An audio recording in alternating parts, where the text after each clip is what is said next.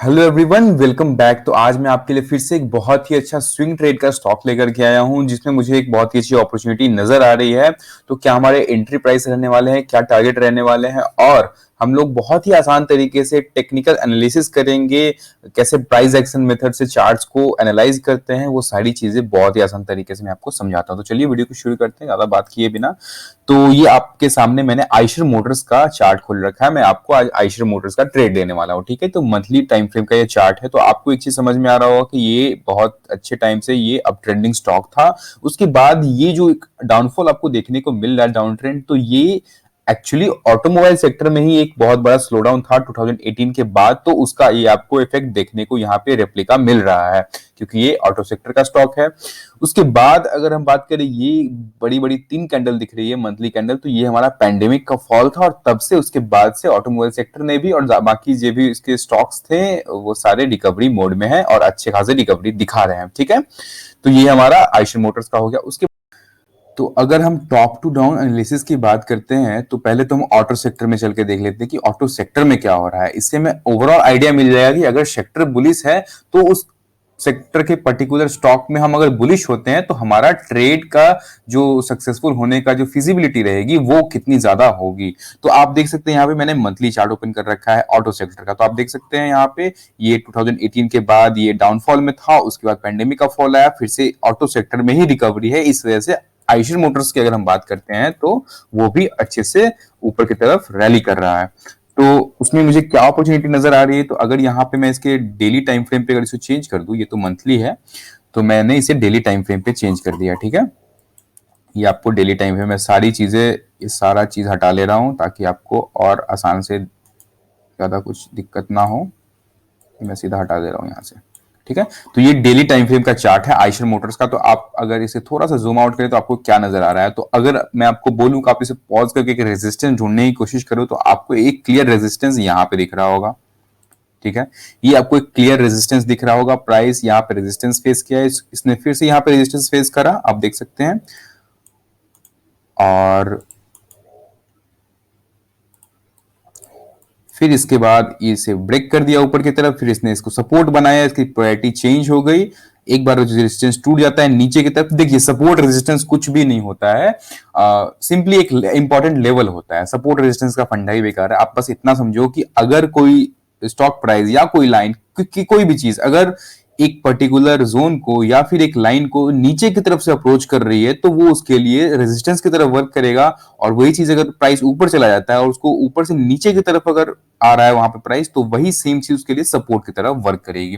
तो ये घर क्या है, मैं अगर घर की बात करता हूं तो ये जमीन है जिसपे मैं खड़ा हूं फ्लोर पे, तो ये मेरे लिए एज ए सपोर्ट काम कर रहा है, क्योंकि ये मुझे नीचे जाने से रोक रहा है।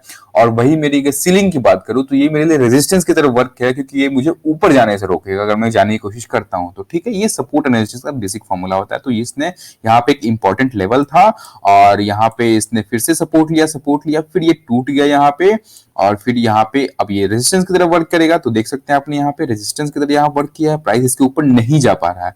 फिर इसने ब्रेक किया यहाँ पे, फिर ये एक बार सपोर्ट लिया, फिर ये सस्टेन नहीं कर पाया इस लेवल को, फिर इसने ब्रेक कर दिया है और फिर यहाँ पे सपोर्ट रेजिस्टेंस लिया, फिर यहाँ पे इसने रेजिस्टेंस फेस किया, फिर अल्टीमेटली इसने ब्रेक कर दिया है। तो अब यहाँ अपॉर्चुनिटी क्या नजर आ रही है मुझे, तो आप एक चीज नोटिस कर पाए होंगे कि यहाँ पे इसने स्क्यूड डबल बॉटम बनाया है। तो स्क्यूड डबल बॉटम का मतलब क्या होता है, देखिए टर्म्स में नहीं जाना है ज्यादा, बस प्राइस एक्शन समझना है कि प्राइस क्या कहना चाह रहा है। तो देखिए एक बार इसने बॉटम लगाया तो सेलर्स इसको नीचे लेकर के आए, फिर बायर्स इसको ऊपर के लेकर के गए, उसके बाद फिर सेलर्स नीचे लेकर के आए। बट इस बार सेलर्स जो थे ना ज्यादा पावरफुल नहीं थे, जो बियर्स थे मार्केट में जो बेचने की ओर ज्यादा फोकस थे, वो यहाँ पे ज्यादा हावी नहीं हो पाए बायर्स पे। तो देख सकते हैं आप सेलर्स की संख्या कम गई यहाँ पे, फिर बायर्स इसको स्ट्रांग हो गए और वहां पे उसको ऊपर लेकर के गए। तो यहाँ पे देख सकते हैं बियर्स यहाँ पे थे, फिर बायर्स आए यहाँ पे, उसके बाद फिर सेलर्स आए, फिर बायर्स ज्यादा स्ट्रॉन्ग यहाँ पे सिंपली आपको नजर आ रहा होगा। और इसने बायर्स ने ये स्ट्रॉन्ग जो रेजिस्टेंस लेवल था उसको भी एक बड़ी बुलिश कैंडल से ब्रेक कर दिया यहाँ पे। तो यहाँ पे आपको इतना तो समझ में आएगा कि बायर्स अभी स्टॉक में ज्यादा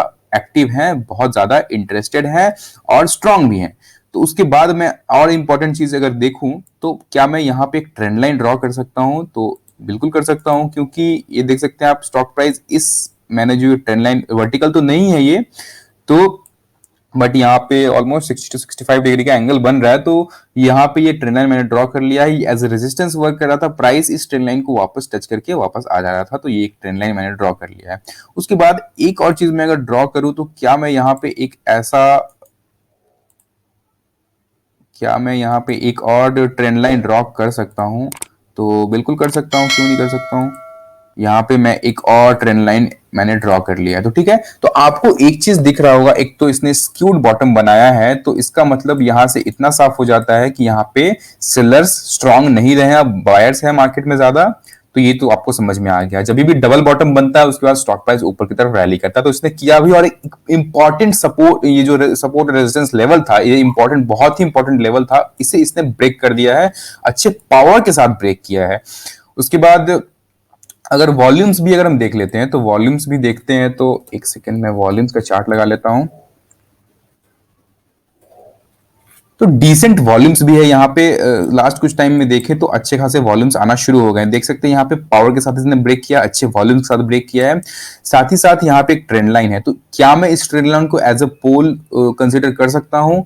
कर सकता हूँ, क्योंकि मुझे यहाँ पे पूरा पैटर्न्स पे ज्यादा फोकस नहीं करना है, मुझे प्राइस एक्शन पे देखना है, प्राइस एक्शन समझना है कि चीजें हो क्या रही है मार्केट में, और चार्ट्स देख के हमें समझना है कि इसके सेंटिमेंट्स क्या है। चार्ट्स हमें मार्केट के सेंटिमेंट्स को ही बताता है, लोगों के सेंटिमेंट्स को बताता है, तो इसलिए चार्ट पैटर्न्स इतने ज्यादा अभी रिलेवेंट हैं।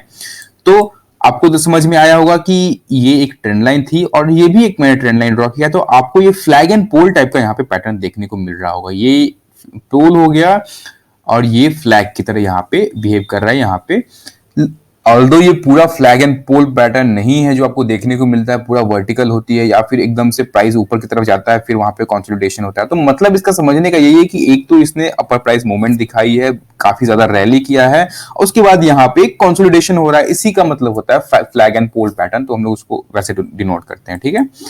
तो उसके बाद अगर हम देखें तो यहाँ पे प्राइस काफी ज्यादा कंसोलिडेट हुआ है, तो हमें इमीडिएट टारगेट्स क्या मिलने वाले हैं? अगर इस लेवल को ये ब्रेक कर देता है, तो यहाँ पे कंसोलिडेशन के बाद अगर मूवमेंट आती है तो हमें क्या टारगेट्स देखने को मिल जाएंगे, हम वहां पे ये चीज देखते हैं। तो एक तो आपको रेजिस्टेंस यहाँ पे फेस करने को मिल जाएगा, यहाँ पे आपको, क्योंकि ये एक गैप है तो इसको फिल करने में थोड़ा सा प्रॉब्लम हो सकता है, तो एक रेजिस्टेंस, ये एक अच्छा खासा रेजिस्टेंस हो सकता है, क्योंकि ये गैप भी एक एज ए रेजिस्टेंस जोन की तरफ वर्क करता है, ठीक है।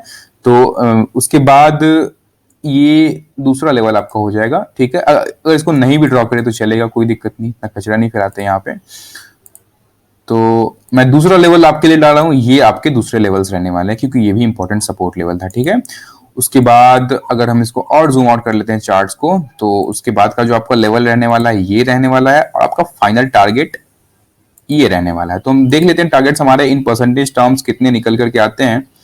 तो यहाँ से अगर हम इस प्राइस में एंटर करते हैं तो आपका फर्स्ट टारगेट, अगर इस प्राइस में एंटर करते हैं तो फर्स्ट टारगेट आपका वही 3% का हो जाएगा, तो कोई टारगेट नहीं स्विंग ट्रेड में। और उसके बाद सेकंड टारगेट आपका 8% का हो जाएगा, थर्ड टारगेट आपका 15-16% का हो जाएगा, और उसके बाद जो आपका फाइनल टारगेट निकल करके आने वाला है वो ऑलमोस्ट 20% का होगा, तभी मैं ट्रेड लेकर के आया। देख लीजिए आप, 20%, 20-21% का आपका फाइनल टारगेट मिल जाएगा यहाँ से।